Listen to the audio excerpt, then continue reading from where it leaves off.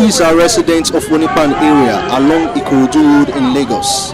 They have come out to protest a complete disconnection of their major power source, Epileptic power supply, denial of prepaid meters, and outrageous bills from the Ikeja electricity distribution company. About 10 days ago, the light was disconnected. The Ikorodu pillar, feeder pillar was disconnected.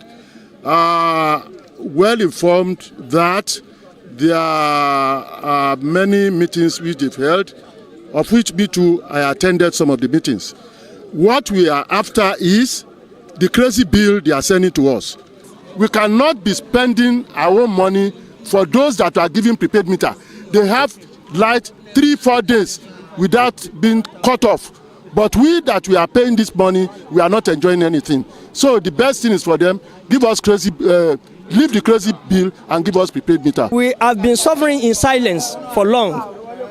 But it has reached a stage we have to come out from our shell. And that is the reason why we are here today. In order to let everybody know that we are suffering in silence. When they didn't give us light, they bring a crazy bill. From 5,000 to 22,000. For example, look at this upstairs, this top upstairs. The ground floor is paying 22,000. The middle floor is paying 22,000, and the other floor is paying 25,000. How is it possible? This is very, very unfair. We have a government now that can listen to people, and that is the reason why we have to come out. We want justice and fairness, because we cannot be paying for what we are not using. I have friends that stays in other areas as well, and I know what they are paying. Since I've moved into this environment, the least amount of money I paid is 5,000. I have evidence of my bills. So it's something that really baffles one. Like the present bill they brought, about 20-something thousand. Imagine 30,000. How much am I using? These protesters moved from Onipanu to Ikeja distribution company's office to lay their complaints with placards to the authorities there. When we had meeting with them, the top management, they don't even know what is happening. In Lupaju here, they don't report to the head office. They are just on their own.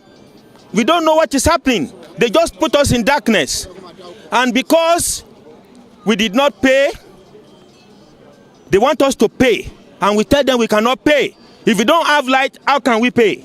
Then immediately they remove our light. For the past 9 to 10 days now, we don't have light. They have put us in darkness. All we are saying is, give us light now. 3 days ago, government said they are ordering 3 million meters.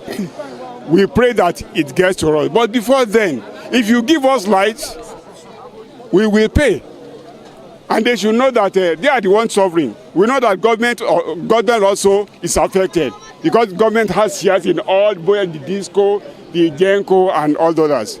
Please, let them connect us. If they connect us, we assure you in 3 days' time we talk to ourselves, we start paying. They were denied entry until later when 4 of their representatives were allowed entry. For us to have a useful engagement, to give us maybe 3 or 4 of your leaders who have an idea of what the problem is, then we'll take you in and have a meeting with the management. Thank you. And then we'll now take note of all your challenges and make sure that it's attended to. As it is, they are trying to brainwash us, to dialogue with us. And we came here with a mission just to submit our petition. They were telling us that they want to dialogue with us today, and we said no. We were here only just to submit our petition. If you want to discuss with us, call us. Acknowledge our letter by writing to us officially that you want to dialogue. Efforts by Superscreen's crew to get the Ikeja Power Distribution Company's reaction on the matter proved abortive. If these protesters are demanding to be treated as customers, one begins to wonder if the authority will act in their favor.